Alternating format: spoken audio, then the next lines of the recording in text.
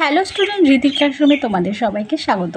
আজকে তোমাদেরকে দেখাবো তৃতীয় শ্রেণীর দ্বিতীয় পর্যায়ক্রমিক মূল্যায়ন 2024 সালের রায়মার্টিন প্রশ্ন বিচিত্রা থেকে পরিবেশ বিষয়ে মডেল কোশ্চেন নাম্বার 1 ও 2 নম্বর সেটটি আজকে আলোচনা করব। চলো আর দেরি না করে এবার আমরা দেখে নিই।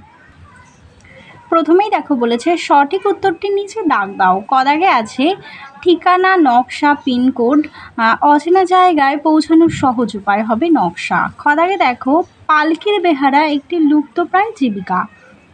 গদাগে আছে কলকাতার পোস্ট অফিসের নম্বর 700 দিয়ে শুরু হয়, আর বর্ষাতি তৈরি হয় সিনথেটিক কাপড় দিয়ে। দুই দাগে দেখো শূন্যস্থান পূরণ করো। গরমকালে মাটির কলসিতে জল খুব ঠান্ডা থাকে। খদাগে আছে ক্যাশমিলান আসলে সিনথেটিক উল, আর ক্যাটারিং হলো নতুন জীবিকা। ঘদাগে আছে কলকাতা পুলিশের পোশাকের রং হয় সাদা। এবার দেখো 3 দাগে বলেছে ক স্তম্ভের সঙ্গে খ স্তম্ভ দাগ দিয়ে মেলাও। দেখো শীতকালে আমরা কি উলের পোশাক পরি, তাহলে শিক্ষক কি করেন? ছাত্র পড়ান। আর লুপ্ত জীবিকা কি? শাখা ফেরি। আর চিঠি হলো পিয়ন। এবার দেখো 4 দাগে চলে যাই। ক দাগে বলেছে পরিবার কাকে বলে? মা বাবা, ভাই বোন, কাকা কাকি, দাদা দিদি, ঠাকুমা ঠাকুর দাদা নিয়ে একত্রে বসবাস করাকে পরিবার বলে। পরের প্রশ্ন দেখো জীবিকা বলতে কি বুঝো?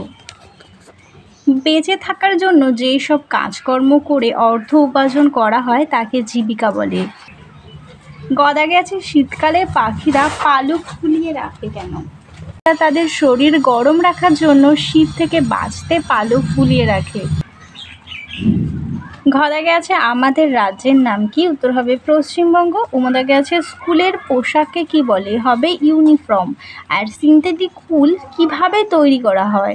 উত্তরটি হবে খনিজ তেল থেকে।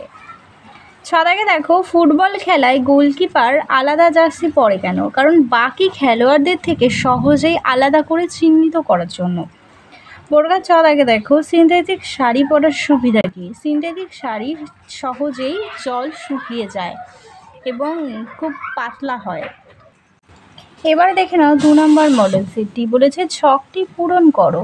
পাকা বাড়ি মানে তৈরি করতে কি কি জিনিস লাগে? ইট, সিমেন্ট, বালি, লোহা। বাড়ির ভেতরে থাকে টেবিল, চেয়ার, খাট।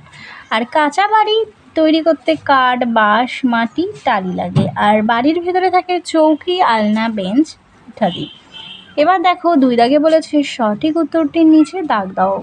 ক দাগে আছে নকশা অচেনা জায়গায় পৌঁছানোর সহজ উপায়। খ দাগে হবে কলকাতার পোস্ট অফিসে 700 দিয়ে শুরু হয়। আর গদাগে আছে খনিজ তেল মাটির নিচে থাকে। আর ঘদাগে আছে সুতির বস্ত্র তৈরি হয় কার্পাস তুলো থেকে। উমদাগে আছে ম্যাপ হলো একটি ইংরাজি শব্দ। আর কার ভাইকে মামা বলে? মায়ের ভাইকে মামা বলে। এবার দেখো 3 দাগে বলেছে ক স্তম্ভের সঙ্গে খ স্তম্ভ দাগ দিয়ে মেলাও। দেখো লুপ্ত জীবিকা কি হবে এখানে? বেহারা এখন লুপ্ত পায়। এরপরে দেখো সত্যজিৎ রায় হবে ফেলুদার গল্প। আর ভূমিকম্পে কাঠের বাড়ি বানানো উচিত। আর মামি মাকে বলা হয় খালাম্মা। চিঠি হবে পিয়ন। আর নতুন জীবিকা হবে ক্যাটারার। 4 দাগে দেখো শূন্যস্থান পূরণ করো। ম্যাপ কথার অর্থ মানচিত্র। সকলের তরে সকলে আমরা, প্রত্যেকে আমরা, সকলের তরে।